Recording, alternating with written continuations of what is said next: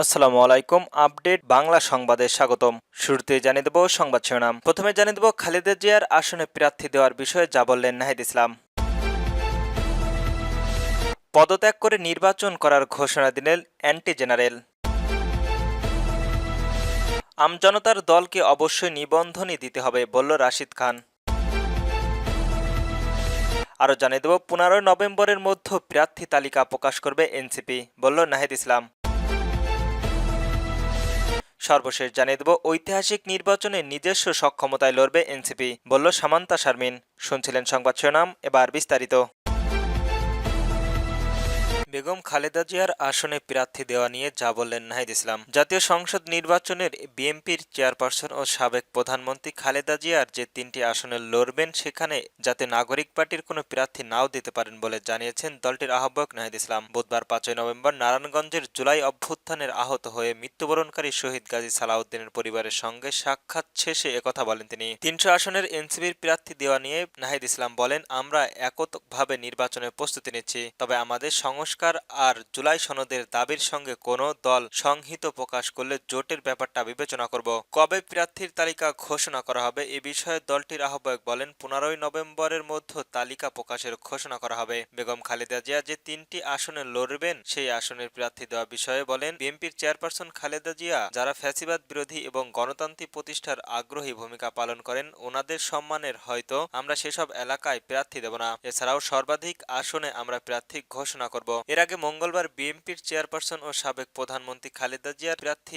ঘোষণা দেওয়ার বিষয়ে এনসিপির মুখ্য সমন্বয়ক নাসির উদ্দিন পাটোয়ারি জানান, বেগম খালেদা জিয়ার বিপক্ষে প্রার্থী দেবেন না জাতীয় নাগরিক পার্টি। এ বিষয়ে দলটির যুগ্ম আহ্বায়ক মনির শারমিন বলেন, আমরা দলীয়ভাবে সিদ্ধান্ত নিয়েছি বেগম খালেদা জিয়ার সম্মানার্থে তিনি যে আসনগুলোতে নির্বাচন করবেন সেগুলোতে আমরা প্রার্থী দেব না, তবে আমরা এই সিদ্ধান্ত এখনো অফিসিয়ালি ঘোষণা করিনি। এবার পদত্যাগ করে নির্বাচন করার ঘোষণা অ্যান্টি জেনারেলের। রাষ্ট্রের প্রধান আইন কর্মকর্তা তথা অ্যান্টি জেনারেল পদ থেকে পদত্যাগ করে জাতীয় সংসদ নির্বাচন করার ঘোষণা দিয়েছেন মোহাম্মদ আসাদুজ্জামান। বুধবার 5 নভেম্বর তত্ত্বাবধায়ক সরকারের ফেরানের আপিল শুনানি শেষে অ্যান্টি জেনারেলের অফিসের কনফারেন্সের পক্ষ থেকে এই সংবাদ সম্মেলনে ঘোষণা দেন তিনি। নির্বাচনের অংশগ্রহণের বিষয়ে তিনি আরো বলেন, বাংলাদেশের জাতীয়বাদী দল বিএনপি আমার কাছে নমিনেশন চেয়েছিল, আমি আশাবাদী নমিনেশন পাবো। অ্যান্টি জেনারেল মোহাম্মদ আসাদুজ্জামান বলেন, আমি ভোট করব, আমি নমিনেশন ওখানেই চেয়েছি, আমি ভোট করব, আমি অ্যান্টি জেনারেল হিসাবে আছি, এখনো আমি অ্যান্টি জেনারেল পদ থেকে ছেড়ে গিয়েছি, আমি ভোট করব, যখন সময় হবে তখন করব।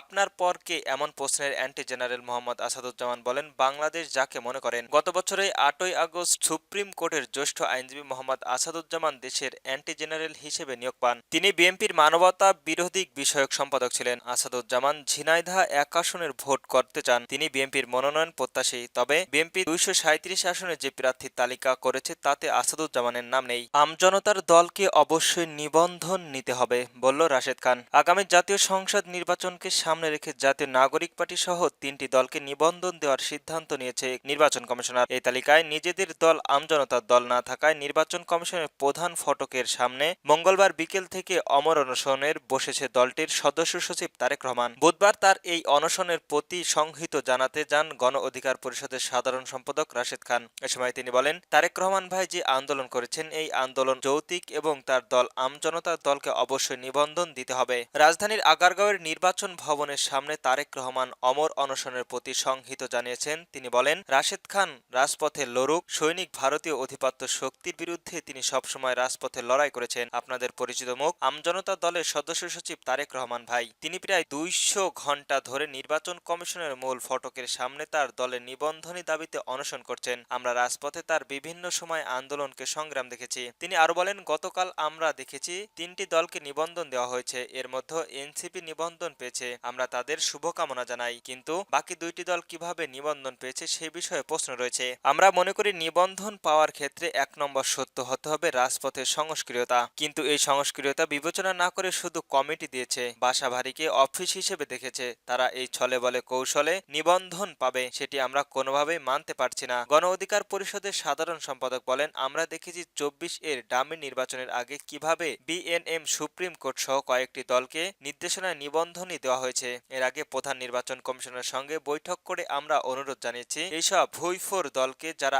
আগে ডিভাইস এর মাধ্যমে নিবন্ধন পেয়েছেন তারা অবশ্যই নিবন্ধন বাতিল করতে হবে, কিন্তু নিবন্ধন বাতিল করা হয়নি। উল্টো আমরা দেখলাম গণ অভ্যুত্থানের পরে রাজপথে সংস্কৃত দলকে নিবন্ধন দেওয়া হয়নি। 15ই নভেম্বরের মধ্যে প্রার্থী তালিকা প্রকাশ করবে এনসিপি, বলল নাহিদ ইসলাম। আসন্ন জাতীয় সংসদ নির্বাচনকে সামনে রেখে আগামী 15ই নভেম্বরের মধ্যে তালিকা প্রকাশ করবে জাতীয় নাগরিক পার্টির এনসিপি, বলেছেন আহ্বায়ক নাহিদ ইসলাম। তিনি বলেন, সমঝোতা বা জোটের বিষয়টি কেবল আদর্শিক অবস্থান থেকে হতে পারে। জুলাই সনদে আমাদের যে সংস্কারের দাবিগুলো রয়েছে, কোন দল যদি সেই দাবির সঙ্গে সংহিত প্রকাশ করে তখন আমরা জোটে যাওয়ার বিষয় ভাবব। 15ই নভেম্বরের মধ্যে আমরা প্রাথমিক তালিকা প্রকাশ করব, যোগ করেন নাহিদ ইসলাম। বুধবার 5ই নভেম্বর দুপুর নারায়ণগঞ্জের সিরাজগঞ্জের জুলাই আন্দোলনের গুলিবদ্ধ হয়ে নিহত গাজী সালাউদ্দিনের পরিবারের সঙ্গে সাক্ষাৎ করতে গিয়ে তিনি একথা বলেন। এ সময় নিহত সালাউদ্দিনের পরিবারের পাশে থাকার আশ্বাস দেন নাহিদ ইসলাম। তিনি বলেন, জুলাই অভ্যুত্থানের গুলিবদ্ধ হয়ে আহত হয়েছিলেন গাজী সালাউদ্দিন। আহত অবস্থায় গত 26 অক্টোবর তিনি মারা যান। আমরা এই ঘটনায় গভীরভাবে শোকহত।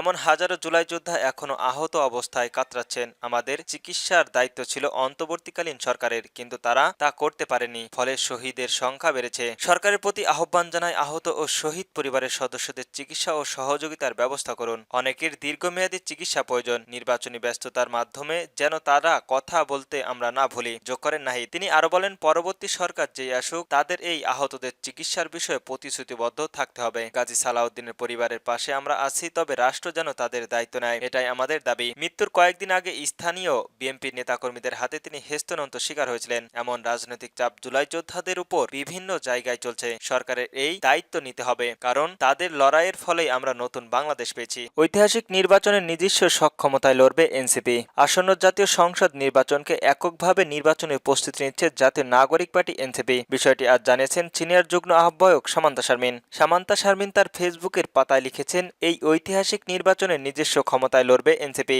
কোনো সমঝোতা করা হবে না, ইনকিলাব জিন্দাবাদ। এর আগে নাহিদ ইসলাম বলেন, আমরা এককভাবে নির্বাচনের প্রস্তুতি নিচ্ছি। 300 আসনেই প্রার্থী দেওয়ার লক্ষ্যে আমাদের, তবে যারা গণতান্ত্রিক প্রতিষ্ঠা লড়াইয়ের অগ্রগতি ভূমিকা পালন করেছে তাদের প্রতি শ্রদ্ধা জানিয়ে আমরা কিছু আসনের প্রার্থী দেব না, যেমনটা বেগম খালেদা জিয়ার আসনের ক্ষেত্রে একথা উঠেছে। তিনি আরো জানান, আমরা দেখি যাদের টাকা আছে, যাদের নির্বাচনে দাঁড়ায়, তারা এই সংস্কৃতিতে চ্যালেঞ্জ করতে চায়, তাদের গ্রহণযোগ্য মানুষ, খেটে খাওয়া মানুষ, শিক্ষক, ইমাম, সামাজিক নেতৃত্ববৃন্দ, জনপ্রতিনিধি হিসেবে তাদের দেখতে চাই। তার কথায় ফেসবুক স্ট্যাটাসে দিয়েছেন দলটির সিনিয়র যুগ্ম সদস্য ডক্টর তানজিম জারাও। তিনি লিখেছেন, নির্বাচন এককভাবে অংশ নেবে এনসিপি। এনসিপি রাজনীতিতে আসার পর থেকেই একাধিক জোটের ঘরোয়ার গুঞ্জন ছিল। সেই গুঞ্জন প্রবল হয়েছে শুধু কিছু বিষয় দিনে, তবে গুঞ্জন উড়িয়ে দেননি নাহিদ। তিনি বলেন, সমঝোতা বা জোটের বিষয় কেবল আদর্শিক অবস্থান থেকে হতে পারে। জুলাই সনদের আমাদের যে সংস্কারের দাবিগুলো রয়েছে, কোন দল যদি সেই দাবির সঙ্গে সংহিত প্রকাশ করে তখন আমরা জোটে যাওয়ার বিষয় ভাবব।